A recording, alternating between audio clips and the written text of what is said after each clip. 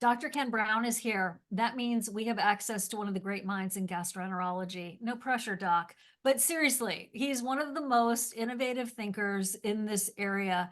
He is a double board certified MD with internal medicine and gastroenterology. He runs a big, busy practice where he is doing research as well as being a clinician. And when you get those two things that come together, a special magic happens because he can look at the research and go, oh, cool. Okay, let's try that. And then he can be in practice and going, hmm, interesting. And then he can extrapolate with his brilliance from there and then go, well, maybe we should think about this. Or what if we did this? And as a result, he's known as the second opinion, third opinion, fourth opinion guy in many cases, but also he's able to come up with a lot of really original approaches to some of our, well, shall we say, unoriginal problems like IBS, SIBO, IMO, GERD, all of these different really chronic conditions that hopefully are resolved ASAP. My name is Siobhan Sarna. I founded SIBO SOS. I'm also the author of Healing SIBO and also the founder of Chronic Condition Rescue because there was a bunch of stuff wrong with me and I was like, there's got to be answers out there. Like I was not, oh, no one's going to be able to figure this out. I was like, oh, people definitely know how to fix this. I just don't know them yet. And then I went on a quest to find them and I did, I found them and now I'm sharing them with you. So here we go, handing things over to Dr. Ken Brown. Hello, sir. Well, Siobhan, once again, thank you so much for having me on. I want to pay you a ginormous compliment because this week in my clinic, I had no less than 6 people between clinic and scopes that brought it up to me that they're super excited that they're going to be attending this webinar. They're like, hey, I see that you're going back on Siobhan. I'm like, what? How do you even know about that? That's nuts. And so that's a huge compliment to you being, one of the biggest champions in this field and taking your journey and helping a lot of other people and having, all these people, Dr. Pimentel and, Dr. Kieran and all these other people that you've Allison had on and the gang. Seebecker. And I mean, you've basically brought in everybody that could bring in, add a little piece of the puzzle. And that's what I'm hoping to do today is just add another little piece of the puzzle. This won't be something earth shattering at all. This isn't, but it is my experience and I'm just honored to be here. And I love that I'm able to sit there and do this with you because you do it with compassion, you do it with passion, and you do it from a place of just giving. And this is certainly one of the best places to really try and share this kind of knowledge. And I need to share this. Yeah, we do. It's a mission. So it's a mission. Like, thank you. yeah, Those are nice things to say about me. And I really appreciate it because I take the mission very seriously. And that is my goal is to get as many people involved and SOS saving ourselves and educating. And please, everyone, what you learned today, forward it to a friend, talk about it, tell your friends. I'm going to have you share the screen okay. and let you get started. And we've got some cool stuff to talk about. Whole body healing with Dr. Ken Brown, focusing on IMO, SIBO. And by the way, if you are new, welcome. If you are irregular, glad to have you and bless you. But also open thy mind because there are going to be some things that maybe you haven't thought about before and just be open. I think that's what I want to say. Okay, go for it. So thank you so much, Siobhan, once again for doing this webinar. Today I want to talk about what else can actually be done to help our people that are suffering from SIBO. And I think that is one of the biggest things in this space is that it continues to evolve because, we've learned about it. For those of you who are new to this, my name is Ken Brown. I'm a board certified gastroenterologist, and I have been in the SIBO space since way back in 2012. Where I was an investigator in the original Xifaxan studies with Dr. Mark Pimentel. I actually got involved because him and I had a dinner program several years before he was even doing human research. And I was so excited about this concept that he had come up with. And now here we are in 2024, and we are helping a lot of people. And I love that I can sit there and see the research that he is doing. And I'm, as Siobhan said, sort of a grunt soldier where I see the research and I try and apply it. I see the research and I try and apply it. So it was at that time where I was actually doing research in things that Dr. Pimentel was doing and other pharmaceutical research.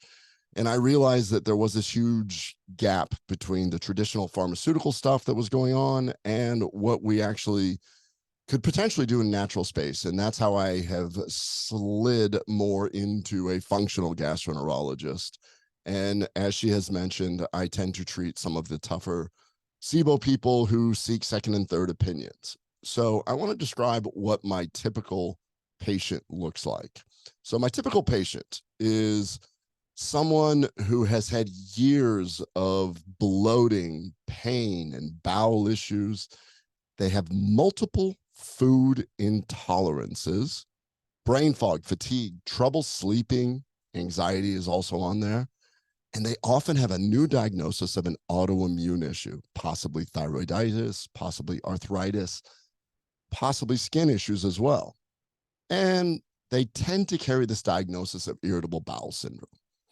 They tend to be second and third opinions because once you get labeled with irritable bowel syndrome, IBS, it's this trash can term. Maybe many of your audience that has eventually discovered that they have SIBO were at one time called IBS. The problem with IBS, and when I was training, is that IBS, the diagnosis in itself, affects 20% of the population. It is associated with pain, change in bowel habits, and lasting more than 3 months. And the most common symptom, bloating, is not even part of the diagnostic criteria. One of the problems I have with irritable bowel syndrome is that you can have either IBS constipation or IBS diarrhea. And in medicine, we always try and find a unifying diagnosis. It just seems silly that we're trying to compare two opposing symptoms and then call it the same thing. So the problem is that when you have this umbrella term and it's a trash can term, then you go to see a doctor and the doctor does blood work, scopes, possibly imaging. And then they say, hey, good news. It's just IBS. So you've been told that you have IBS and you still are frustrated. You still are bloated. You still have constipation or diarrhea, and you still have brain fog. The irony of this statement is that I have had a patient just yesterday, yesterday, that came to me with these similar symptoms, and tongue in cheek, I literally said, good news, it's just IBS. And the patient responded to me. He's like, that doesn't help me at all. I'm like, I know.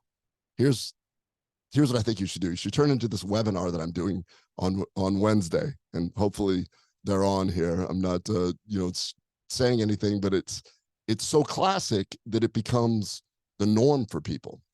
And I bring up the brain fog because we know that there's more systemic things going on with all of this. And this might be you. If you've ever been diagnosed with SIBO, you may have been down this path. You may have been told, good news, it's just IBS. But I want you to realize something, that the symptoms of IBS are the canary in the coal mine. If you don't remember what this phrase kind of means, it basically, back in the day, miners would take a canary down because it could actually pass out because of the lack of oxygen and the rise of CO2 before humans would. So if the canary passed out, that was the warning sign that something more was going on. I encourage you to think of bloating and these change in bowel habits as not benign, but the canary in the mine shaft, because this audience knows this. Bacteria is actually behind this. In 1982, it was felt that ulcers were caused by stress and by anxiety. Of course, we figured out that it was caused by Helicobacter pylori.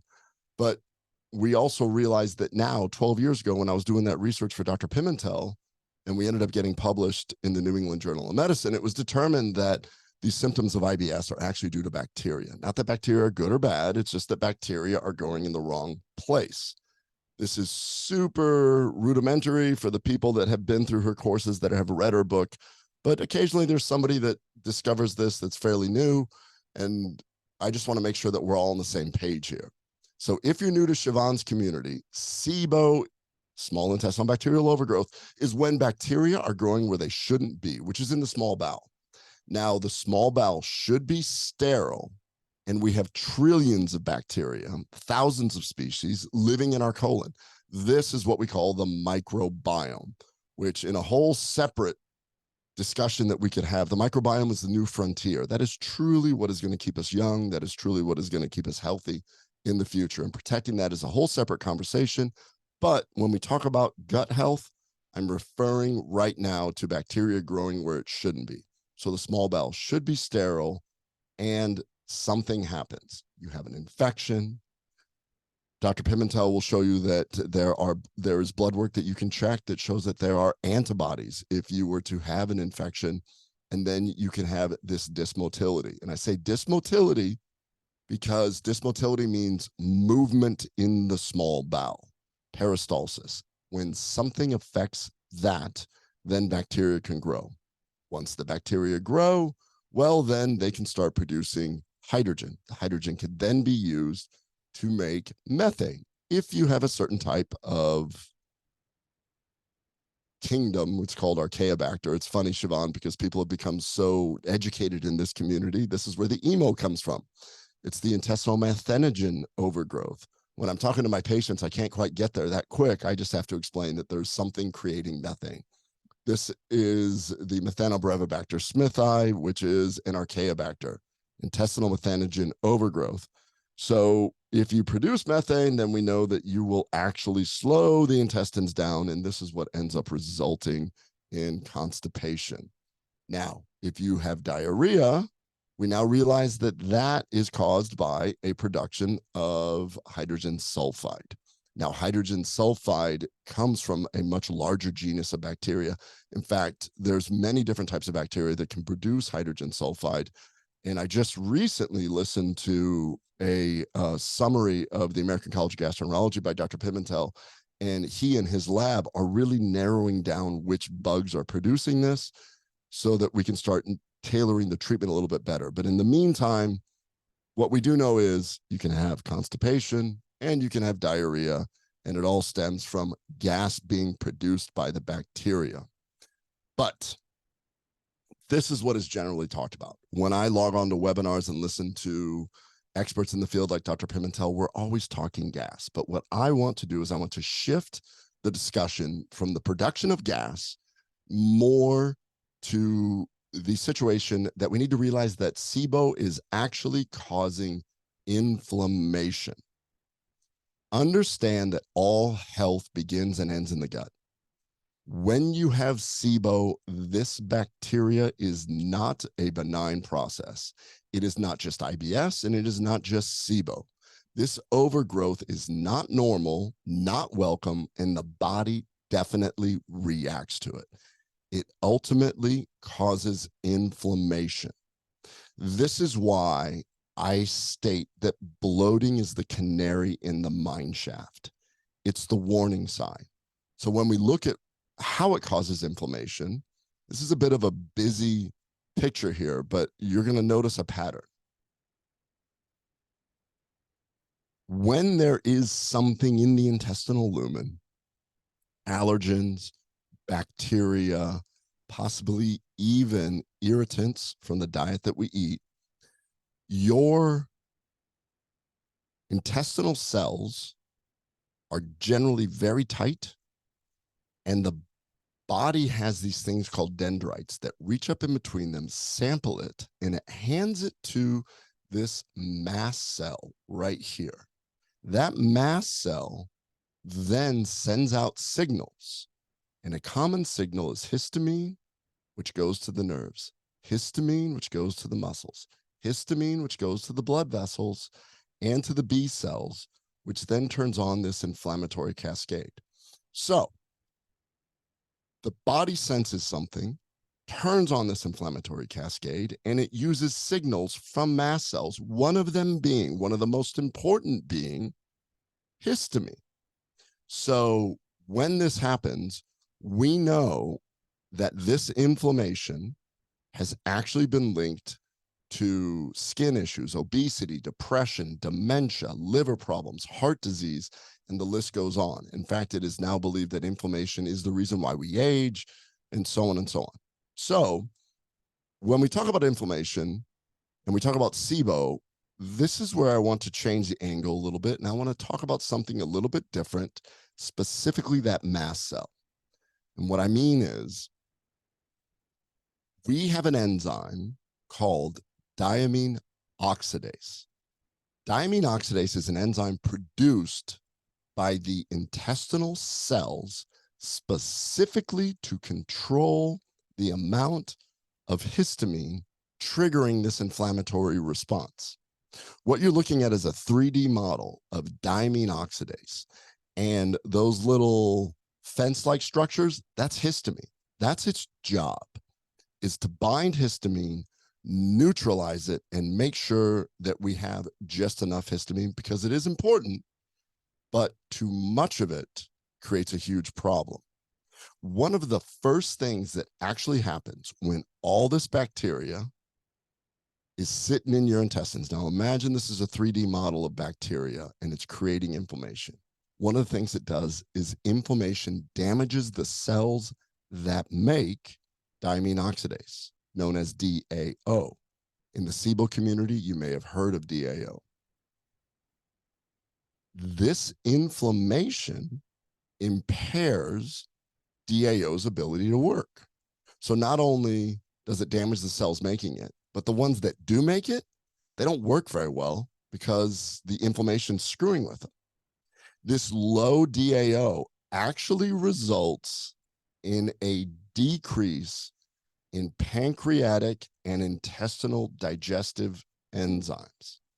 If that sounds a little bit fancy, this was an eye-opener for me. If you have inflammation in the gut, the diamine oxidase controls that inflammation by controlling the histamine. When the histamine sets off the cascade, pancreatic enzymes get destroyed and intestinal lumen enzymes get destroyed. We're talking lactase, fructase, lipase. So this is really interesting, because when I said that so many patients have food intolerances, I think we're starting to narrow it down a little bit. And the other thing that's fascinating is that bacteria produce histamine also. Not only that, but many of the probiotics that we take in the right environment will produce a significant amount of histamine. So the histamines can create it. The inflammation decreases it. The inflammation prevents it from working well. And then the digestive enzymes that are supposed to break down our food are actually hindered as well. So all of this results in one thing happening: high levels of histamine in the body. Now, histamine is a super important amine. It's called a bioactive amine. It's a signaling molecule that's important for a ton of functions. It's actually generated in response to allergens, injuries, foreign substances, and even certain foods. Now, it is a chemical released by the immune system, and it triggers this chemical cascade. Problem is, if it's up all the time, or if it's too high, it affects just about every organ, but specifically, it can affect the brain. It can create anxiety, it can create insomnia, it can create brain inflammation. Since it's stored in these mast cells that are all over the body, it can lead to blood vessels, which are actually more permeable. It's used in digestion, so it can cause diarrhea. It can cause issues with gastroesophageal reflux. The list goes on, and then asthma and so on. So histamine is important to mount a response, but when you have chronic histamine elevation, then you end up having systemic inflammation. That's the thing that we keep coming back to. How do we stop this systemic inflammation? How do we stop the canary? How do we react to the canary in the coal mine? So ultimately, we end up labeling people as having histamine intolerance or mast cell activation syndrome or these other things, when in reality, it could be that we just keep building up this histamine. So that's one angle. Now, I want to see how else SIBO can cause inflammation. there is a term called lipopolysaccharide, LPS. LPS is the shell or the body of bacteria. Now, how does SIBO contribute to this inflammation? Even if your SIBO is being treated, it can still drive inflammation because as the bacteria die, they leave behind their LPS. Now, the LPS is now considered one of the biggest drivers of inflammation. This has actually been linked to all different kinds of problems, including dementia and other issues. They leave behind this shell that the body reacts to. The body keeps reacting to it. It causes leaky gut. It gets into the bloodstream. It creates systemic inflammation. And it's been shown to be one of the driving causes of liver disease and heart disease. And it has also been shown to cross the blood-brain barrier, which means it creates brain inflammation, otherwise known as dementia. As we talk about this, we do know that gut health is associated with dementia in the sense that when you look at people that have dementia, you can go back 15 to 20 years, and most have been labeled with having some sort of gastrointestinal disorder, the most common symptom being bloating. Once again, canary in the mine shaft. Now, there's one other thing that happens during SIBO, and it's that we lose this crucial mineral. SIBO actually results in a loss of a really important mineral called magnesium. Now, magnesium is used everywhere in the body. It is crucial for gut health. It is a key nutrient for gut motility, and it is used as a cofactor in making digestive enzymes. As well, it has anti-inflammatory properties. The cofactor for digestive enzymes, your pancreas is making lipase, amylase, and he can't make it because it doesn't have enough magnesium. How does this happen? Well, in SIBO, when you have a lot of bacteria running around, it essentially prevents the magnesium from being both absorbed. Because of the inflammatory process, magnesium is not absorbed as well. And look at this, bacteria need magnesium also. So if you have a high bacterial load, the bacteria in themselves will actually start using up the magnesium that you're eating. So it's kind of this double hit. You can't absorb it, and then you're just feeding the bacteria that are there. Now, low magnesium causes poor intestinal motility, the migrating motor complex. I can't spend too much time on this part, but if you're familiar with SIBO, you know that it comes down to motility. We need to fix this migrating motor complex. And in all the webinars I've been to and all the lectures I've been to and the meetings I've been to, people are not talking about this simple aspect that maybe if we improve the magnesium, we can improve some of the motility aspects. And the systemic inflammation alters magnesium storage in vital organs. So in other words, poor absorption, used by bacteria, poor intestinal motility, the storage that your other organs need it actually goes down. So let's look at what we have for treatment right now in SIBO. Now, I know that a lot of people treat it in a lot of different ways,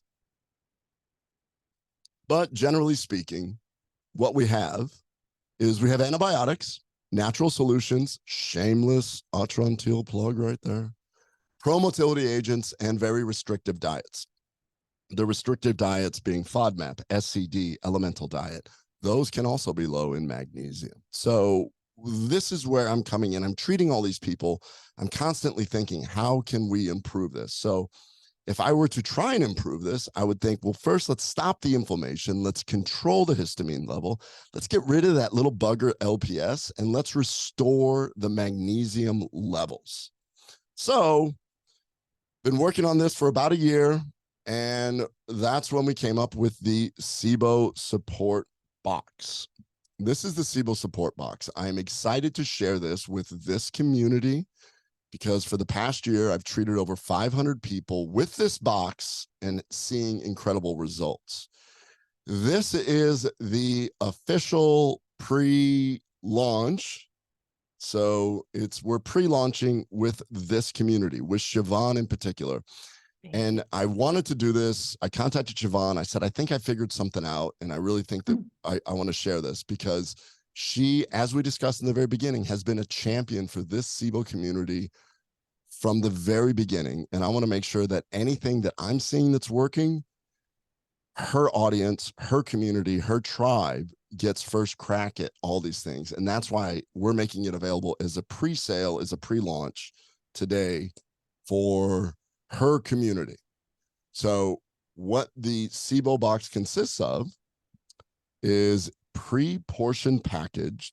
It's pre-portion packages. So AM and PM packs. We teamed up with Zymogen. I'm very, very fortunate to meet a great guy, Aaron Merrill, who him and I came across at various meetings. We got to talking about this, and I said, I'm looking for some products that really kind of exceed what is actually available to the general public. And he turned me on to Zymogen. He works with them, and we worked closely with them to develop this pack. They have a facility where they are registered for pharmaceutical individual prescriptions, which means that each box is made for each individual. I state this because on the box, on the packets, by law, they write that the packet is good for 60 days. This is because it is being manufactured at such a strict facility that it's manufactured specifically for personal medication use. And by law, they have to say that it's 60 days. Since we are using these supplements, we have a 2-year shelf life. I say this because we get calls of the 500 boxes we've sold. I've probably had 100 calls, and I just have to reiterate that no, it's fine. We chose to use this facility because of its strict criteria, and that's what I feel more comfortable with. I'm willing to sit there and say that I would rather do this than go to another facility that just manufactures for tons of different supplements. This is very, very specific. It's like a very small boutique artisanal pharmacy, basically. It's a small artisanal pharmacy that is exclusive mostly to pharmaceuticals. And we have the opportunity to have supplements which are almost pharmaceutical grade. They have certificate of analysis on each one. And that's the thing that I feel comfortable that we can do this with, so that we know that we're giving the best to everyone. Okay, So break they have this to down stamp it. for us, because I know people are like, what is that? Yeah, have a sip. Everybody take a breath. This is super cool. Yeah, it's super cool. And it's also one of the things that I have to explain the most. But I'm proud of it almost. I'm proud to sit there and say, you should be, because the results you were getting in your clinic. Talk about that. Thank you. Yeah. So, we've worked through a few things. I'm sitting there thinking about how we're going to do this. And fortunately, I had the opportunity to work with Aaron, and he has some scientists on staff. And I said, I need to fix the inflammation. I need to fix the histamine. I need to fix this magnesium. And they're like, okay, we have this. We don't have the diamine oxidase that you need at your level. So they went to Europe, and they actually found, you can go on Amazon and find a lot of these things. And now I understand why a lot of people aren't getting better, because if they're purchasing this, they're getting something that doesn't quite have the same quality. So the diamine oxidase that Whole Scripts and Zymogen was able to get from me, and they were able to source it. They source it from Europe, bring it in. It has this, what is known as a histamine degrading unit, which is the scale that they use in Europe. So they can say it's 20,000 histamine degrading units, and it is specifically manufactured to survive the gastrointestinal process. So it gets to the small bowel, settles in, and does that. And we'll talk a little bit about how that is, but it tells me the quality of the company that we've teamed up with to do this, and the meticulous nature and how they go through this. And so I knew what I wanted to do, and I had to team up with their scientists to come up with the best solution to it. So this is what the box does have. It has diamine oxidase, it has immunoglobulin Y, we'll get into that, and a very specific proprietary magnesium, and of course my little baby atrantil. So let me just jump into the box itself. in the AM and PM packet is Atrantil. So I developed Atrantil because of the research that I was doing with Dr. Pimentel back in the day. Atrantil is a polyphenol blend. Polyphenols are the molecules that make vegetables colorful. It is the thing that makes the Mediterranean diet healthy for you, the anti-aging, anti-inflammatory molecules.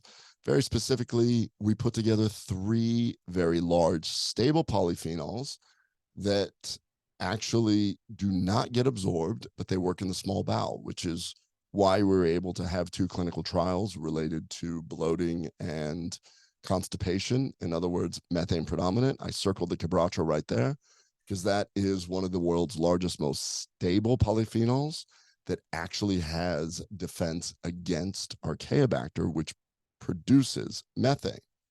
The horse chestnut shuts off the enzyme for the methane production. So this is specifically related to getting rid of the bacteria, and it feeds your microbiome. In fact, we know that the known benefits in these particular polyphenols, in other words, the polyphenols in Atrantil, it's a busy slide, but just know this. Inflammation goes down and anti-inflammatory pathways go up. So we solve the bacteria issue and we improve the inflammation. So Atrantil is natural. It works in the small bowel and the colon because it feeds your microbiome. It eliminates methane and hydrogen, and it improves the microbiome. So AM and PM, you have Atrantil. Now, in the AM packet is the diamine oxidase. Now, the diamine oxidase, as I just mentioned, is this uber high quality one from Europe. It is, well, I'll just say it. It is very expensive. And I believe in Europe, and I may be misstepping, but I do believe in Europe it is considered a drug there, but because of the manufacturing process, I might be off on that. But they certainly treat it with that level of kid gloves. It replenishes the natural enzyme deficiency when you take this, and it neutralizes the histamine produced by the bacteria. The most important thing it does is it neutralizes the histamine in the foods that you eat. So here's something that people don't realize. You're taking in a ton of histamine. You're on a FODMAP diet. You're doing things. You're trying to avoid various things. You can still be taking in histamine. And then you're trying to eat healthy. You're doing fermented food, kimchi, sauerkraut. That's a ton of histamine. Cheese, histamine. Avocados, histamine. Spinach, histamine. Alcohol, wine, beer, whiskey, all have a lot of histamine. So if you do not have the enzyme to break that down, then that histamine just gets absorbed and leads to that whole inflammatory process. So if you think about it, when you take the enzyme diamine oxidase and it's in the small bowel, the histamine that's being produced by the bacteria and the histamine in the food just gets neutralized. If it doesn't, it sneaks through that leaky gut. And as it sneaks through, it gets into the system, turns on the immune system, and that's where we end up with our issues. So that's the diamine oxidase. Now, the next one that is in the AM and PM packet, I do want to clarify, the diamine oxidase is in the AM packet. I would have loved to put it in AM, PM, but what we did learn, cost reasons why, if we put it in AM, PM, it's exorbitantly priced. I was getting great results with the AM. In the very beginning of this box launch, before we found this diamine oxidase, we were using an inferior one that I was using AM and PM. I'm having better results with 1 dose of this one because it doesn't get destroyed, stays in the small bowel, and just sits there and waits for the histamine. Now, the next thing is called immunoglobulin Y. Now, immunoglobulin Y is an antibody. Antibodies target bacteria, viruses, allergens, and toxins. I'm sure that at some point, Siobhan, you have had various people on the show. In fact, I know a few of them, and they have talked about antibodies, IgG in particular. Yes, absolutely. And that's great. And I've looked at that and I've worked with it. I was actually working very closely with a company called Interrogam about 10 years ago, where they came to me and they're like, we have a bovine IgG. And when I started looking at the research, colostrum, that's the most important thing, is IgG. colostrum is the first milk. It has polysaccharides and IgG in it.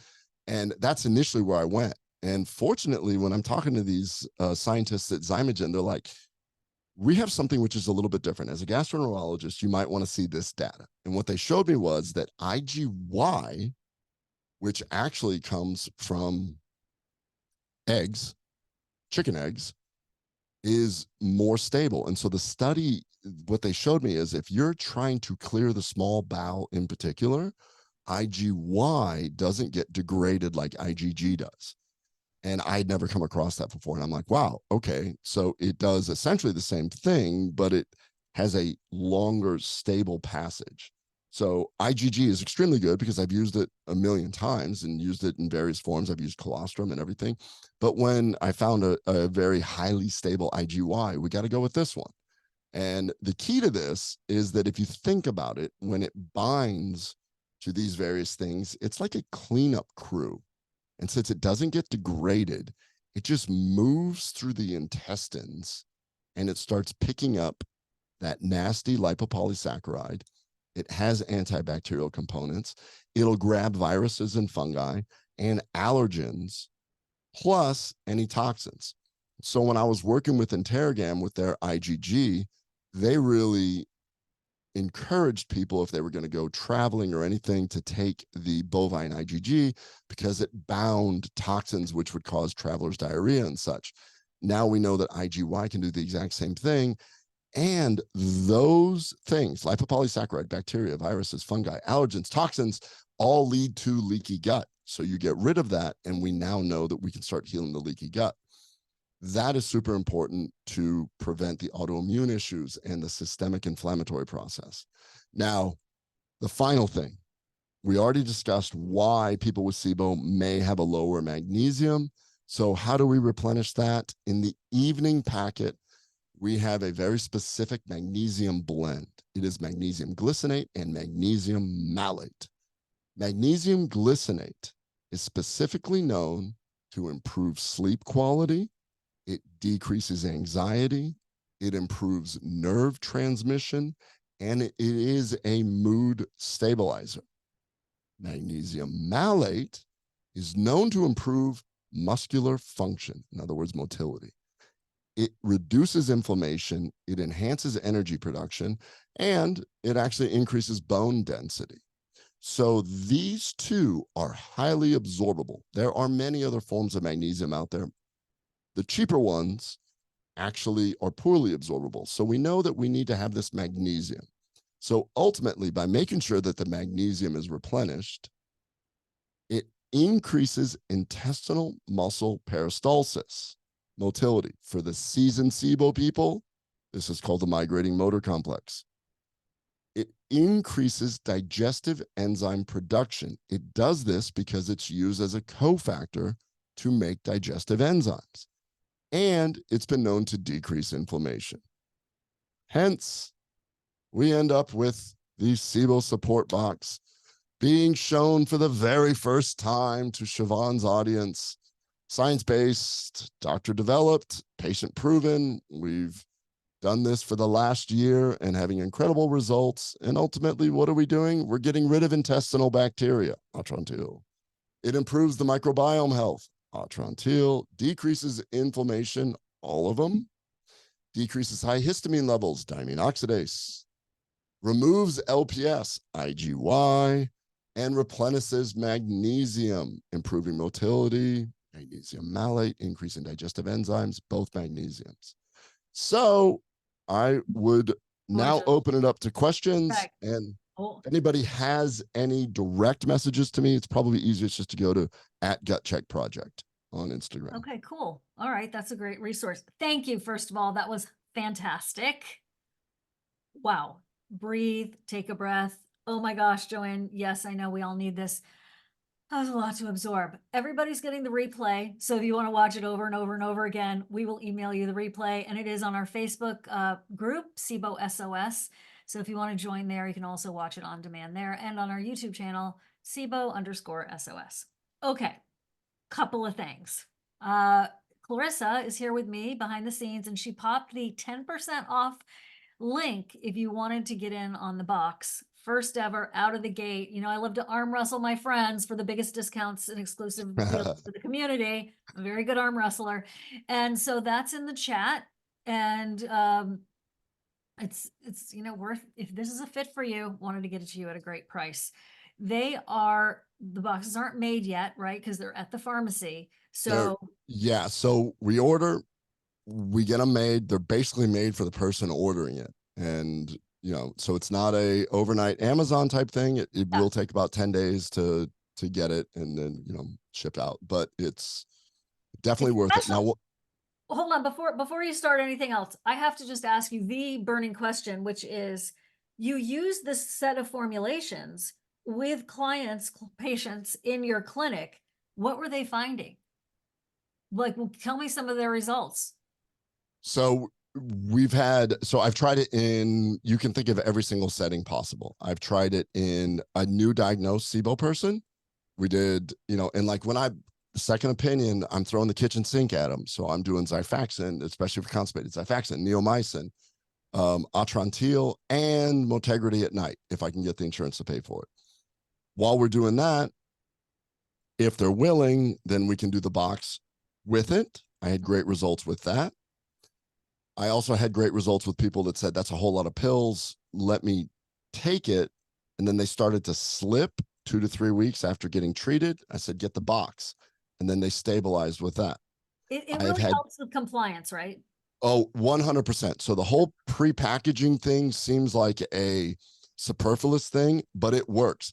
I've heard it. I cannot tell you the smile I get when a patient shows up and they go to grab something out of their purse and a pack falls out because they ripped it off to throw it in their purse so they can just travel with it. So they just take it off. Okay, you guise, we don't have an image of this, but oh yeah, hold on, wait. Go get it. Go get it. And I see all your questions. We're gonna get there.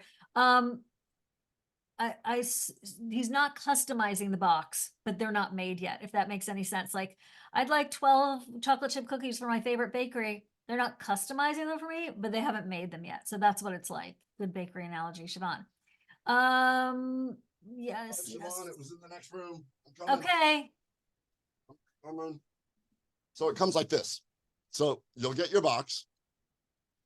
Nice little words from me that basically say, I hope you feel great. And then it comes AM and PM packets. Love it.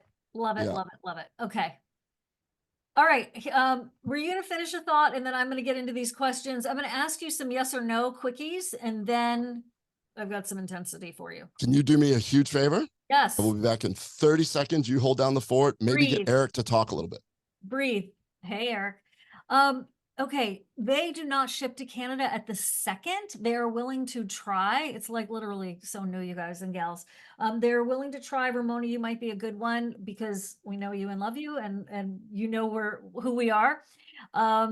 They're just concerned about customs. With Atrantil, they've had issues at customs before, and then sometimes no problem. So Canada, you're a little bit up for grabs. I'm sorry. They feel bad about that too. I did reach out, Siobhan, while Okay. we've been doing it to Aaron. Pop on camera. If you guys ever see Gut Check Project on YouTube, this is Eric Reiger. He is Eric, where Eric are you? Rieger of this Well, right here. Yeah. Unfortunately, the camera on the current computer I have is not functioning, but it's Fine. okay. Okay. Aaron has checked, and he's looking into, there's potentially an opportunity for us to do box assembly in Canada, but that is something that we won't know for a couple of weeks. Okay. So we'll find out. Okay. Okay. Are you ready? What is all right? So I had to clear my head because whenever I do Q&A with your audience, it's always intense. It's intense. It's intense. Okay. What is the source of the DAO? Plant or kidney or combo? Great question. It's pure kidney. So it is, if you're vegan, but yes, it is porcine kidney. Good specifically. to know. Okay. I have a blood test that shows DAO is high. Is this still appropriate for me? My LPS level is also very high.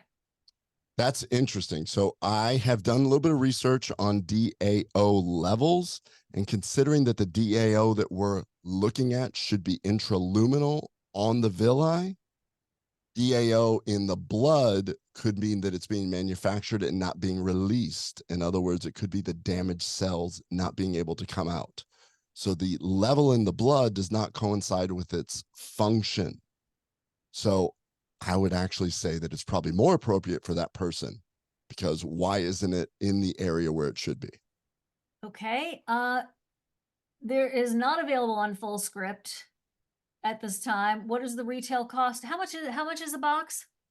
Well, for your audience, Eric, help me out on this. I think we actually discounted on the website. We're $159 on our website, but your audience is getting it cheaper. Correct. So I believe whatever. it's 146 or 147, something like that. Okay. Yeah. So it's It's under 150. yeah. So if you were to buy everything separate, it comes out to somewhere around like 212 with shipping. Okay. So. Okay. They are not vegetarian. Just so you know, we were just talking about. I don't think the DAO is. And, full disclosure, if you have a true egg yolk allergy, Yep. the IGY probably should gonna be be a fit. avoided as well. Okay. If people have problems with capsules, can you throw stuff into like yogurt or applesauce? Actually, for sure, everything, but I'll give you a heads up. The Atrantil is pretty tough. It's pretty astringent. But yes, I do have patients that do that. So yes, if you have trouble with capsules, you 100% can. You could. If you can handle the Atrantil, taste. because it's Okay. stringent. Ginger, glad you just got a box. That's awesome. How long does the first box last? We're gonna go faster. 30 days. Okay, great. And I will say this, that we have seen, like true SIBO, we know that it's not fixed in a week. I have had most of my patients continue to improve as it comes out. And so I've seen that most people will do, not most, many people with severe issues, by the 3rd month, they're golden. And I think it has something to do with the improved motility, just all of it together. That lining, the whole bit. Yeah, You have to space out pills from other medications. The only one would be that if you're on something that has a narrow therapeutic window, an anti-rejection med, or a blood thinner, or possibly even anti-arrhythmia, you should do that with anything. And so I would say yes if you're on those, but nothing in particular has been known to do anything. But as a physician, I say that because you have a narrow therapeutic window. I don't know what a narrow therapeutic window I'm is. sorry. It means like if you are on a blood thinner and you take a little too much, then you can bleed. If you don't have enough, then you can clot. And so these are like really, they measure where you're at really carefully. Yeah. And so I just think that it's so much so that when you're on those medicines, they tell you to be careful what you eat, because it can like alter no where it's grapefruit at. Juice with certain things. Exactly. Yes, Okay. exactly. Okay. So none of this is medical advice because Dr. Brown is not your doctor. FYI, you know that, but I'm just going to say that because it's helpful and healthy to do that. So when we're asked like, how long will it take to heal? There is no way for him to be able to tell you that. So I understand the question totally, but it's not in this context of, can't answer your question. What about people with diarrhea? How is the box for hydrogen sulfide or hydrogen SIBO or just diarrhea? Yeah. So when they go to your landing page there, I have seen something which seems to work a little bit better with diarrhea, and it's adding our Atrantil Pro, and we have that as an option on your landing page. And the reason is we teamed up with Dr. Karen Krishnan, and he developed a proprietary blend of spore biotics, which seem to be better for diarrhea. So with my patients with diarrhea, they're doing the Pro plus the box. So they're doing 2 Pro plus the AM PM boxes, having pretty incredible. Yeah. But that you don't have to do that at all, because it does also help with diarrhea regardless, because it's getting to the root cause of everything. But I do see a lot of my patients that seem to, they're the ones that told me, by the way. It wasn't like I tried it. They said, hey, by the way, I have the box, I'm doing good, I got Pro, and I'm doing great. I'm like, oh, okay. Oh, nice. Okay. That's awesome. Is the box used as prevention, maintenance, or active treatment only? So Great questions. These are all great questions. they're all really great questions, and it's a moving target, to be totally honest, because like I said, I've been doing this for a year. I did it. My thought in doing it was truly support. Let's treat you for SIBO. Let's make sure that it stays away. So it was the support of it. So my thought was, if I treat you and you do 2 to 3 boxes, I'm hoping that you'll be cured and you'll never have to see me again. That's the goal. When you're saying you're treating it, you're also doing other treatments with it. So I'm talking about the person that I'm seeing Okay. that comes in for the second opinion. I failed this, I failed Yeah. that. Okay, let's try and do, because a lot of times I see people that are treated inappropriately. So I'm like, let's do the full, dosing and all this other stuff that you've had Dr. Pimentel talk about. No, but hold on, because people are wondering if the box is a treatment unto itself. What you're saying is it's an adjunct to rifaximin and neomycin, to the A, B, if you wanted to do herbals, C, if you wanted to do the elemental diet. Am I tracking? Yes, except so many people, because of insurance situations, cannot get Right. the other stuff that I would do. So they have used it as treatment. So Okay. it's because you have Atrantil in there, which does get rid of the bacteria and it does improve the microbiome. So it started out as support, like, I want you to have this, but if you can't get the other stuff I'm trying to give you and they can get this, it's working in those people as well. Okay. So do Oh, you, go ahead. one thing I forgot, it's not in the talk, and I say this because we have 100% money back guarantee on Atrantil, but because of how this is made and it's individual, it is not a guarantee. And so we do not guarantee this, and it is strictly because of how we chose to make this at this level. It's not. So I just want to make sure that that's fine. So people understand. Expectations adjusted. I want it to work. I really want it to fix those issues. And ultimately, but once it's an individual packet like this, we cannot guarantee it. So I just want to make sure that your audience knows that. Thank you. Hey, Ken, one more thing you may want to throw out there is the egg allergy concern. One more thing. Yeah, we did. Yeah, if Sorry, you I have was an busy allergy, typing. that IGY is not for you. Thank you, Eric. I need you. Okay. For the AMDAO protocol, do we need to allow time before we eat or drink coffee? I ask because I'm always in a hurry. Thank you, JW. Amen. Okay. No, absolutely not. You can actually take it, and you can take it with food, and you can do it with whatever. It will find its place in the small bowel. Chris, what he is saying is, yes, some people have used this box as their only treatment, and some people have used it with the traditional treatments. And please understand that and talk to your doctor if you're under treatment right now. Yeah, but please understand that the people I treat are, they've been through it. They've had it a long time. So I throw everything in the kitchen sink at them.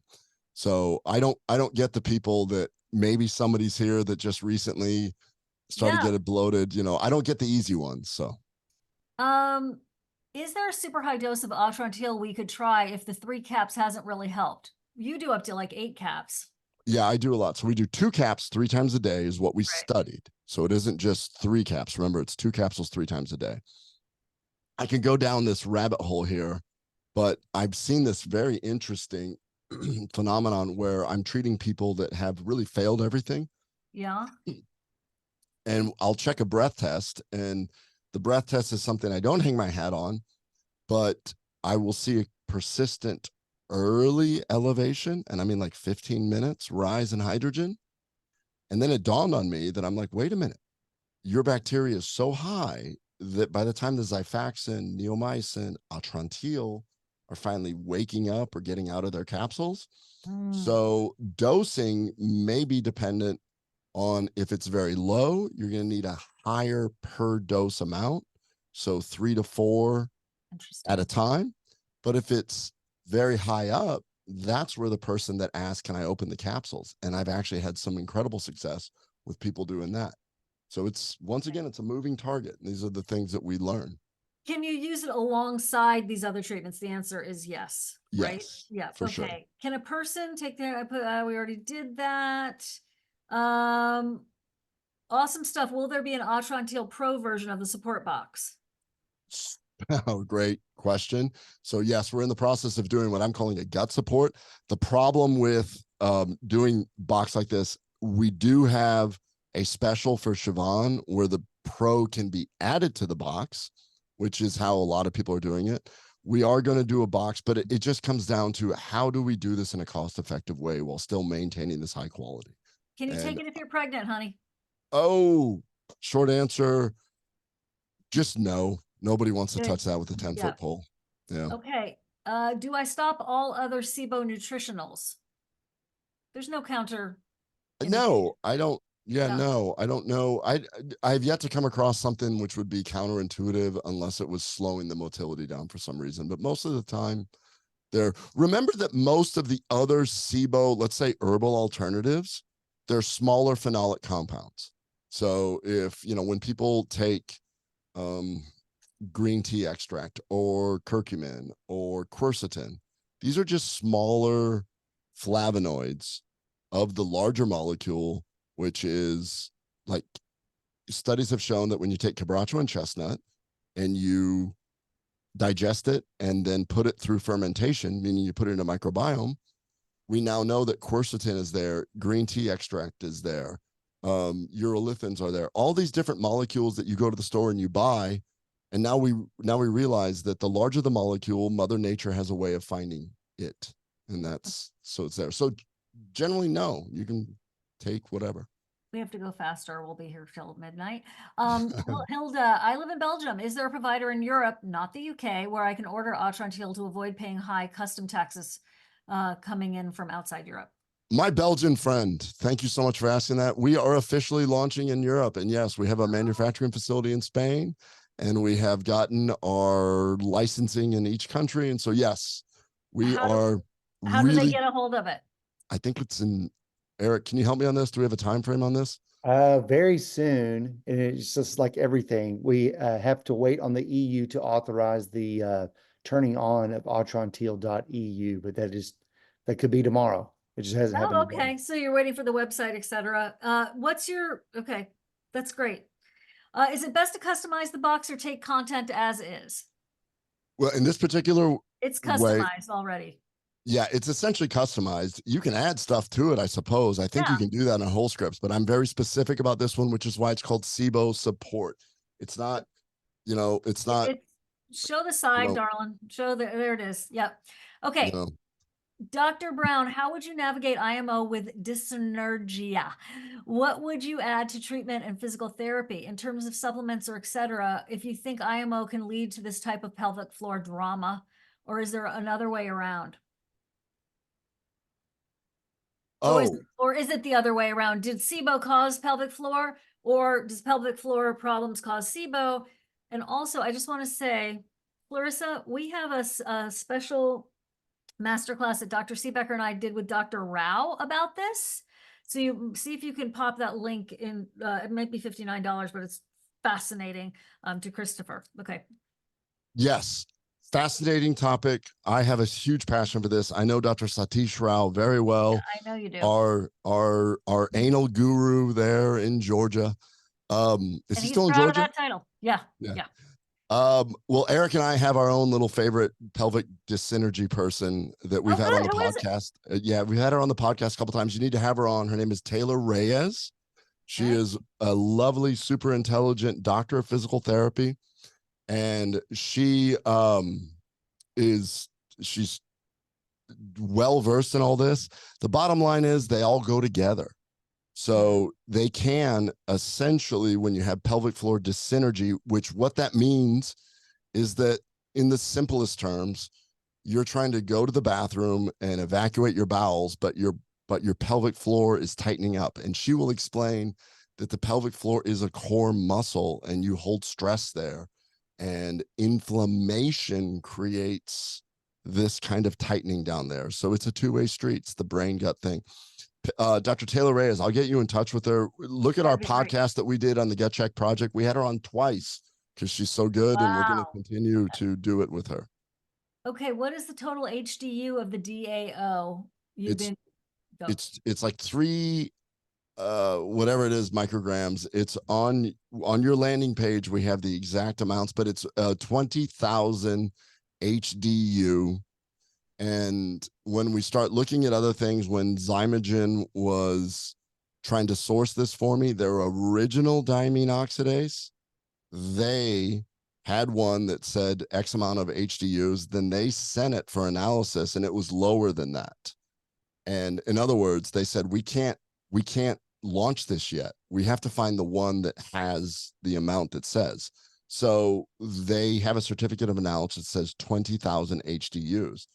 If somebody comes out and says that they have 100,000, I'm telling you, it's probably not right, because these guys, we waited and waited and waited for them to find this particular one. Okay, Lisa, being new to SIBO and IMO, is this something you will struggle with for the rest of your life? No, not necessarily. It is treatable.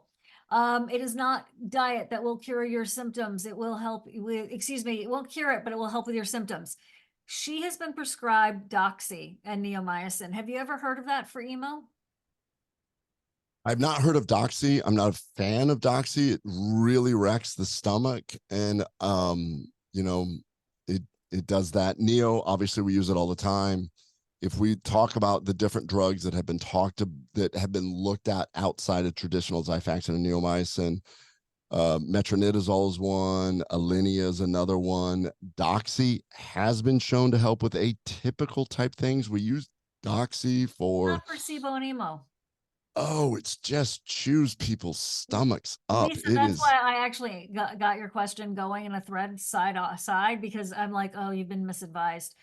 Sorry. No, I mean, there is the Maybe your doctor possibility. had a reason. Maybe your doctor had a reason. Yeah, maybe there was, but I have just seen it just wrecks people's guts. Like when people take doxycycline for rosacea or acne vulgaris, they come in to see me eventually. And then I'm like, oh, were you on doxy? Yeah. And it just, anyways, it's tough. So I would prefer to avoid that. I've never used it in 22 years of practice for SIBO. I've used it for recalcitrant abscesses and things like that have cultured, and we needed it. Bile acid malabsorption. So here's the question. That was the topic. Where'd you go? Hold on. Oh my gosh, I had the question. Do you see a relationship between SIBO and bile acid malabsorption? Oh my gosh, you guys stop with the questions for a little bit because it's overloading and my brain's gonna explode. Okay. Yikes. So, all right. So bile acid malabsorption. So one of the things that we see frequently is that when somebody has their gallbladder out, the gallbladder is a storage unit for bile. When too much bile is released, it works like a laxative. So let's put it in the context of SIBO. Your liver produces bile. Your SIBO is producing hydrogen sulfide, which speeds things up. So the bile starts shooting through faster. And now you've got insult to injury. You've got the hydrogen sulfide creating contractions, and you've got the bile going, wee. And now you've got a laxative. So yes. So people without SIBO can have bile acid issues. People with SIBO, hydrogen sulfide predominant, have horrible bile acid issues. Okay, here's the deal. Eric just volunteered you for something. Uh-oh. You guys are gonna do, we're gonna gather the questions, Clarissa, and we're gonna shoot them over to these two characters, and they will answer the questions, and then we will send it out, because there's no way I'm gonna get to all these questions, and you know I hustle with these questions. But we're gonna have to do it on the podcast. You're gonna have to see it on the podcast. Okay, that's great. Well, Eric, you're in charge. I'm going to do my best though. I'm going to keep going here. Okay. You're a trooper. I'm going to try to get people who haven't already answered. Can I answer this one that I'm staring at right here? Sure. What the From heck? Laura to everyone, is GERD related to SIBO? All right. Thank you so much, Laura. I just want to say this. So we have all these people that have been labeled with gastroparesis, and which just means the stomach doesn't empty. And I have all these people that show up with sudden GERD. And when I start asking them, when you have intestinal gas, small bowel gas due to SIBO, the stretch in the small bowel sends a signal to your stomach that it's full, so the stomach doesn't empty. So if you've ever been labeled as gastroparesis, I treat a lot of gastroparetics by treating their SIBO, and it gets better. But what happens is the stomach doesn't empty, and it slows down. Then the lower esophageal sphincter opens to try and relieve some of the pressure, allows acid up. Great question, because they're tied together 100%. If you bloat in your small bowel, your stomach will not empty well, and you will end up with higher reflux. We can treat some people with reflux by fixing their small bowel. Sorry, that's a passion of mine. That's good. Will there be an Atrantil Pro version of the support box? You already answered that. Was this used in conjunction with rifaximin and neomycin or flagyl? Flagyl, yes. Why did you choose the probiotics you did in the Atrantil Pro? Oh, we chose those probiotics because a really smart PhD told us specifically how cool it was over a fantastic dinner and some wine. So Kieran Christian explained to us that he had these specific spore biotics that had an enzyme in it called tannase. Tannase is one of the few, or the bacteria had one of the few enzymes to break down our magic molecule called cabracho. And it was like this aha moment of me, Eric, Mike, and Kieran sitting at dinner, and Kieran's like, I got it. And he's like, you guys need this. And we're like, pow, done. That's why it's very specific, because what ends up happening is the Atrantil is the vehicle driving the spores down to the microbiome. And then the spores wake up and they have the enzymes to crack open the tannase and start using it as fuel, and everybody wins. It's like a biohack to improve your microbiome. Nice. Clarissa, I totally forgot. We have a webinar only bonus. If anyone picks this up in the next, let's give it 15 minutes. Okay, it's 6:37 Eastern time. I'll be reasonable. Let's do an hour. If you guys pick this up, a box between now and an hour from now, send us your receipt, proof of purchase, to info@sibosos.com. And we are going to be sharing with you, I think it's 2 of your master classes, Ken, that you've done for us over time. Oh, really? No, Okay. it's thinking outside of the box. It's the thinking outside of the box with Dr. Ken Brown, which is one of my very favorite presentations you've ever done. Like, I've literally described this thing as lively and entertaining. Who says that about a gut conversation? So I'm a nerd. I apologize. Sometimes no, I get a I little too know a lot of sciencey. nerds and love them deeply and dearly, but then there's an entertaining educational aspect to your presentations that's so engaging. So Clarissa, can you just confirm that I'm not lost, that I've remembered this right? I'm so sorry it took me so long to remember. So, and please, yes, thinking outside the box, SIBO Masterclass with Dr. Brown. It's 2 of them, or is it a 2-parter? Regardless, it's fantastic. Other people have paid $59 for these things. So you send the receipt to info@sibosos.com. It needs to happen by, let's say, 7:30 Eastern time. Clarissa will put that in the chat. I know I was forgetting something. Okay. Okay. Is it still believed that SIBO is caused from bacteria flowing up from the colon? I thought I heard that this is not really the case. Since the MIMC is working properly, it will continue to push things down. So I will defer that statement mostly to Dr. Pimentel, because Okay. what his science is showing is that basically we're taking in these bacteria all the time. And if you have a motility issue, the antivinculin, the CDTB toxin resulting in the antibody, that he showed that you don't need it to come all the way from the colon up. Right. You're taking these things in, and if they just sort of settle in and become residents, now you have SIBO. That's the motility issue. Now, I still feel like there is a component of dysbiosis in antibiotics. And if I were to argue that point, I would say that if you have dysbiosis, meaning your microbiome is bad, you're not producing the metabolites to keep things moving, like butyrate. And I also believe that I've seen too many people that have gone through really horrible things, a divorce, a death, and then they end up with this. So I do think there's a motility fight or flight component that upsets it, but I do think it all starts with motility, any way you look at it. Okay. I'm getting through some that I've already done. Is this a 1-month supply? Yes, Maria, it is. Canada, they're working on it, not there yet. Michelle, I really wanted to get to your question. Have you seen SIBO present primarily as pale stools and weight loss? Pale stools and weight loss not oily stools. I say that because we do, as you just saw in that presentation, you can have a lack of enzymes. Pale stools generally is associated, when we're thinking about that, is more of a bile type situation, more of a gallbladder / liver. Okay. So no, I have So not no is seen the answer to that. your I would question. see more oily stools in SIBO. In regards to Atrantil, Cheryl felt terrible the next day. Should I just keep trying? I felt like it created histamines or it had too many oxalates for me, not sure. So we do see people occasionally that have negative responses, and it could be several things. Number one, it could be a die-off reaction. So keep that in mind, that if you have a high archaea load and they're actually dying, then they leave these LPSs, toxins that are there. And so I would almost question that if you're having that issue, I'd be very curious to see if the SIBO box would help alleviate some of those symptoms if we're talking about die-off.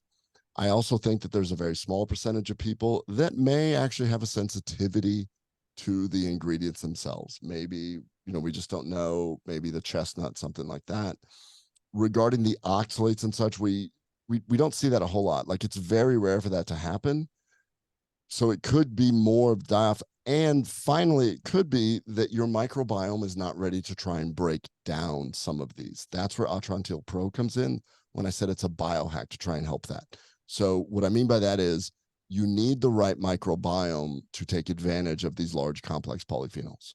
If you have a very narrow, sort of destroyed microbiome, and a lot of the stuff that I'm saying over here is in that masterclass that she's talking about. Yeah, it's So I so explain good. all this in a It's so separate good. talk. So good. Yvette, thanks. Oh, Yvette, you grabbed 4 boxes. Ruth, Brenda, great to have y'all. Is the support box for good for someone who needs to improve gut health in general, but doesn't have SIBO? So 100% in the Yeah. sense that we know that Atrantil improves the polyphenols in it, improves your microbiome. It also decreases inflammation. We know that the diamine oxidase in today's environment, where you do want to make sure that you do not have too much histamine associated with this so that you don't cause the inflammatory process. And then the IgY, when I refer to this with the scientists I was working with at Interrogam that had the IgG, on a daily basis, you're actually picking up allergens and things like that. So yes. Does the peppermint and Atrantil cause problems for folks with GERD? Great question. Short answer is generally no. A few people have said that it made it worse. Spoiler alert, Siobhan, we're going to keep you in the loop on this, but I am working very hard to come up with a natural reflux thing in the same vein of this, the way that we developed Atrantil. And you'll be the first to know on that one. But I do think that That's exciting. it's exciting word, but everything is science, takes time, Yeah, and it money, does. and everything. Absolutely. So yes, it can in some people, but I do want to reiterate that people that have had issues with peppermint in the past, it's usually peppermint oil, which means we specifically use the peppermint leaf. I don't want it to be absorbed. I want it to be intraluminal. So it's much less likely to create. This guy right here has horrible acid reflux, which is why I've worked very hard over the last 8 years to try and figure out a natural solution, because I don't want to take drugs. And I don't have any issues taking Atrantil and causing reflux. Okay. What about, do you see people with high interval exercise being bad for the gut? No, love it. Absolutely Okay. love it. I think Okay. that high intensity, long exercise can sometimes be bad for the gut, in the sense that you draw blood flow away. So if you're an ultra marathoner or marathoner, we do see that. I get a lot of patients that are professional triathletes, professional marathoners, professional endurance athletes, because over time you decrease the blood flow to the intestines. But high intensity workouts, you go. That is you get on that assault bike. That is tough. I was love positive it. for the IBS smart test. Will Atrantil help with this? So Atrantil will help with the situation. We're learning, will this be a chronic autoimmune issue because you have antibodies? We don't know yet. Will your antibodies go down as you take care of the problem? We don't know yet. It's kind of a moving target. What do you think about hydrogen water that is all the rage now in regards to hydrogen-related SIBO? Oof. I'm going to Hey, plead Terry, ignorant. glad you got one. I'm going to plead ignorant on this one. I don't know Okay, enough I about it. don't know anyone who knows that answer. How is eosinophilic esophagitis and SIBO related? Fantastic question. We're seeing so much more of eosinophilic esophagitis. Eosinophilic esophagitis is an activation of a type of white blood cell called an eosinophil, which is associated with allergies. Oh my gosh, is it related? Is it due to the histamine? I've never thought of it before. Wait a minute, the Talking histamine about- triggers eosinophils. If we controlled the histamine, will that? Oh my gosh, I'm going to go down a rabbit hole tonight. Thanks for not letting me sleep tonight, whoever asked that, because I never thought of that. So we treat a lot of eosinophilic esophagitis. It's when eosinophils get in the esophagus, you try and swallow and food gets stuck. But what if it's being triggered? Oh my gosh. I've never thought of it. Thank you for bringing it up. Okay, One you more. guys all have to subscribe to the podcast. Goodness gracious. Okay, Francis, how do you obtain his master classes, the ones that we're giving away for free? For anyone who purchases a box before 7:30 Eastern time, and then you send us your proof of purchase to info@sibosos.com. It's all there in the chat. That's how you get it for free. You can buy it separately. It's $59, but like, if you're gonna get this anyway, let us help. Let us help. Okay. Is Atrantil in good in lieu of probiotics if you can't tolerate probiotics? I have to leave in 13 minutes, by the way, you guys. So I'm going to say that you can't tolerate probiotics because traditional probiotics actually can produce histamine, and it's adding fuel to the fire. So the question was, can you take the box in lieu of probiotics, or was it? Yes. Yes. So I'm going to encourage, if you have SIBO, to not take traditional probiotics. That's why we have the spore-based ones. Right. If you look back at the talk that I just gave, bacteria can actually, the probiotics can actually produce histamine and chew up your magnesium. Right. Go re-listen to that. Are there any fillers in the composition of the supplements? It's all on the supplement the- thing. There's very few, but you have to have certain things which are called excipients so that hold it everything together. flows in. Yeah. I have documented hydrogen SIBO, but Xifaxan only provides modest symptom improvement with relapse within 2 months. Is it long enough? It is long-standing leaky gut, 7 years, that is driving my symptoms, question mark. Okay, Jennifer, before I even hand this to him, are you on a prokinetic? Did you retest after your Xifaxan treatment? Okay, is the DAO enteric-coated? Did you say that? Yeah, it's got a very special thing that entericoats it to get through the gastric acid pH, but does open up into the small bowel. Okay. La, la, la, la. Having a duodenal biopsy performed during endoscopy with a fine needle aspiration. Could you start the box now with the procedure a month out? My doctor at Cedars might not yet be aware. Or should I wait until after the procedure? You know, quite honestly, we take biopsies all the time in the small bowel. I would just start. You're 1 month out. It's completely healed. When you say fine needle aspiration, that may be referring to an endoscopic ultrasound called an EUS, which is a deeper biopsy of the pancreas, but you're a month out. It's completely sealed. Okay. Blah, you guys have such good questions. Does this product help get rid of small intestinal fungal overgrowth? I'm not sure if I have SIBO or SIFO. I've done 3 breath tests and only the one with fructose as a substrate was positive, increased hydrogen and methane. That's cool. So my doctor said I have fructose intolerance, but my GI map showed high levels of methanogens and I have symptoms of IBS and SIBO. Please hold on. Please go look at the, I think it was a free session at SIBOSOS.com with Dr. Jason Horlak and how he talks about how the fructose as a substrate is helping him to catch more cases of SIBO versus just lactulose. What are your thoughts, Dr. Brown? Yeah, so fructose is very sensitive. It can be easily overwhelmed. And when we talk about how if you don't have enough magnesium, that's a cofactor to make these things. If you don't have enough diamine oxidase, then we know that that lactase fructase sucrase are all diminished in their ability, so you can show up as having these insufficiencies or these intolerances of those particular sugars.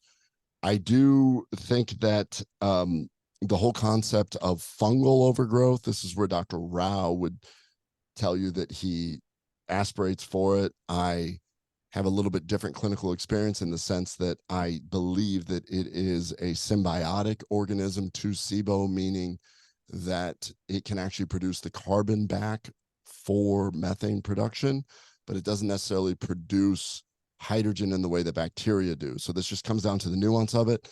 It's mostly that the fungal issue can go away when you treat the bacteria because it does not have the fuel and vice versa. And the quebracho and the IgY both can attack fungus. So we do actually see an improvement with that as well. I occasionally will use a long course of antifungals in people with recalcitrant SIBO. And so I do see some improvement in some people. So once again, a moving target, but I think that sometimes we try and pigeonhole ourselves in the words, but it all kind of comes together in the end. Okay. And thank you, Clarissa, for finding that. I think you find this really interesting, his Dr. Harlech's clinical observations about what he's seen in his practice with the fructose in addition to the lactulose. Okay, Sue, chronic IBS-D-like symptoms, breath testing showed elevated methane levels. Started on Atrantil, which has helped. Mycotoxin and oat tests were relatively normal. GI map showed occult blood of 40.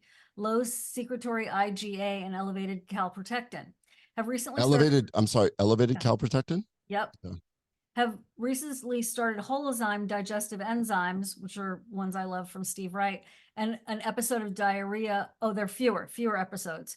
Is elevated occult blood in stool common with IBS? Colonoscopy will be done in February. So occult blood is a very sensitive test, meaning any little bit, including digestion of rare meats, can do it, that kind of thing. So it's a sensitive, not specific test. So that doesn't bother me too much. What does bother me is the specific part of it, which is the calprotectin, which is a marker of inflammation. So when I see calprotectin, something is inflamed in the gut. Is it possibly bacterial overgrowth? Is it possible, and this is in degrees of severity, possibly bacterial overgrowth leading to inflammation? Is it possibly celiac disease? Is it possibly lymphocytic colitis, collagenous colitis? And then we work our way to ulcerative colitis and finally Crohn's. So when we see that, I'm glad you're getting a colonoscopy because that will figure that part out. Can DAO or immunoglobulins exacerbate constipation? I don't believe so. I don't see how it can. Okay. Is it possible to get just the DAO and IgY? Because Leah's sensitive to glycinates and or malates. Oh, yeah. So They're in the little baggies. yeah, so in the box, no, but you can go to Whole Scripts if you have a physician that can help you with that and get those same ones that I have in the box. You could check out Full Script. We have a subscription for it Yeah. with 15% off. So Clarissa can put that in there. What's the relationship between SIBO and celiac? I'm having to speed you up. You got 6 minutes, my love, and I got 30 more questions. Oh my goodness. Okay, so the relationship between SIBO and celiac. Celiac can cause SIBO. That's the predominant slide where that goes. When you have celiac disease, this can result in SIBO. Now, SIBO leading to leaky gut can turn on any autoimmune disease. Rarely it can be celiac. So they are interconnected. If you have celiac, I'm asking you about your bloating. And if your blood test is normal and your biopsies are normal, I'm treating you for SIBO. If you have severe SIBO and then you show up with a blood test positive, I'm like, okay, we let that one slip. Okay. Wonderful stuff. Make it available in Canada. Is there an option to buy a 3-month subscription? On your landing page, we have options like that. I believe we're doing that specifically for your audience. Thank you. Is the transcript of the meeting available? Here's what you do. When you get the replay, get the app, otter.ai, let the replay play. Otter AI will transcribe it for you for free. Or I'm going to or give you Eric's cell phone number and he'll just reread it to you whenever you want live. there you go, Francis. Does SIBO cause appetite No. loss? Don't Yes, worry, Eric. SIBO 100% could cause appetite loss for that same reason that we asked about the GERD question. When your small bowel fills up with air, it sends a signal to your stomach that you're full. Okay. Oh, Ken, you have IMO and hydrogen sulfide. How could you see this in a traditional lactulose test, not TrioSmart, as the chart would go up with the methanogens? Right. So, yeah. All right. So I see these tests all the time and I put it correlated with the symptoms. When we see Dr. Pimentel's data, I understand where he's going because he has to, or he is analyzing what the different gases are related to, and the people with constipation tend to have methane, and the people here. Here's the way I see it. You have a constant fluctuation of these bacteria. Hydrogen is being produced.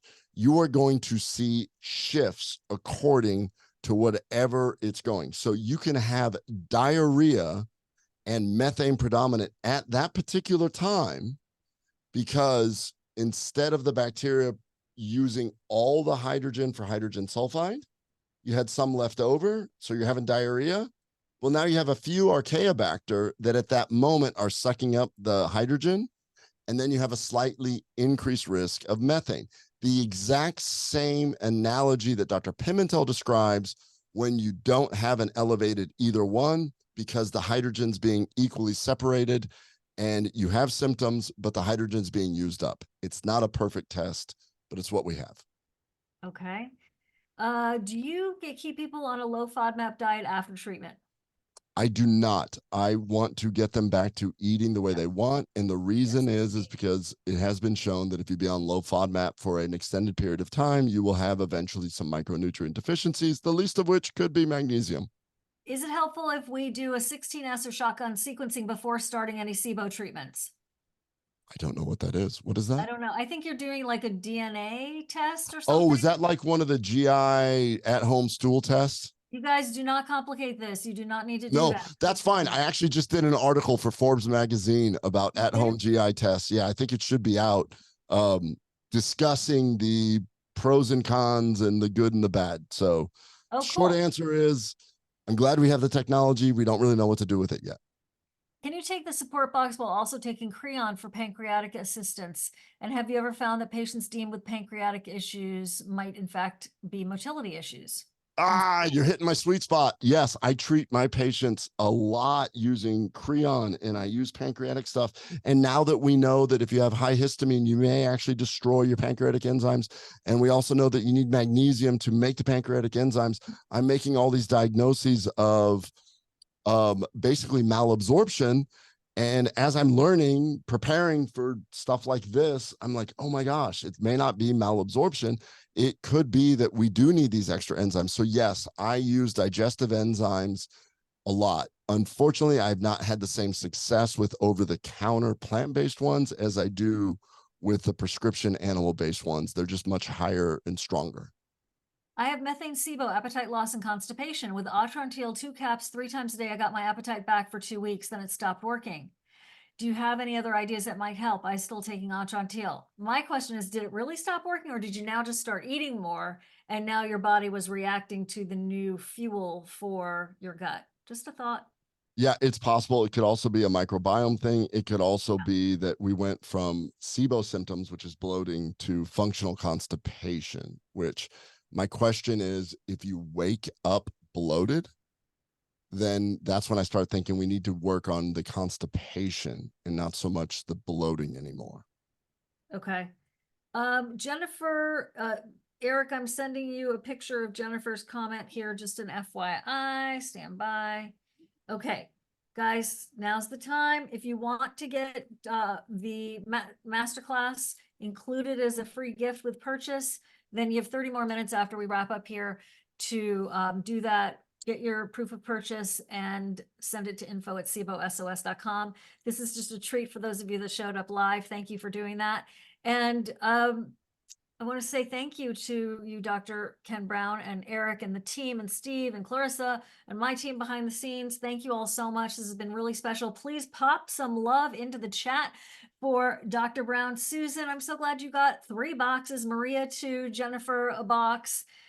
Great to have you all try this. I'm really excited for you. And I think that what got me so excited about were the results that Dr. Brown was getting in his clinic. Everyone's different. And so everybody's results are going to vary, but this was significant enough for him to notice a trend and to grab these clinical observations, turn them into clinical pearls, share them with us today, and then act on it to help everybody be able to have access to it by putting together the box. So thank you so much.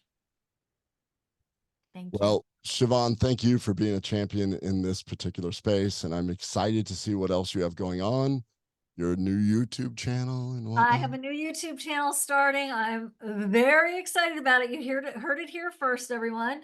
But then also on March 11th,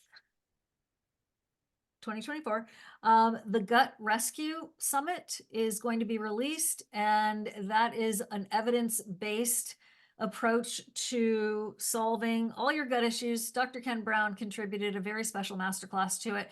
So there are 46 speakers, and that is happening March 11th. You can register now and watch your emails because we already sent out one email about it. So that it's going to be every speaker was asked to submit studies to support their findings and combine it with clinical pearls, because obviously you don't need a double-blind study to prove something works when you've seen it millions of times working. So I wanted to really do a very special summit about gut health with that kind of approach. And so I'm excited about that. Awesome. Thank you. Thank you for doing it. Thanks, everybody. Thank you so much. Thank you, everyone, for Thanks, logging Siobhan. in. And, you know, the ultimate goal for everybody on here is that we just want you to feel better. That is the bottom line. Absolutely. So if this is a box that could be a tool for you, great. At the very least, I hope you got some inspiration and insight from Dr. Brown, and that there is hope, that it absolutely is inch by inch. It's a sense you have to keep going. So the resilience that's needed is really, really important. So I want you to give you all a lot of credit for showing up, and also take a breath. Tomorrow's another day. You'll be able to make another step, another discovery, apply what you learn, because I know it can be overwhelming. Get the replay, listen to it over and over and over again in the background, make a list of your questions and your next action steps, and you really can make a lot of progress. And Joanne just got to 2 boxes and can't wait to tell us how it works. I can't wait to hear it too. All right, peace, everyone. Thank you. Mwah, mwah, mwah. Look for your emails. You'll have the links and the replay. Bye. Bye-bye. Bye-bye.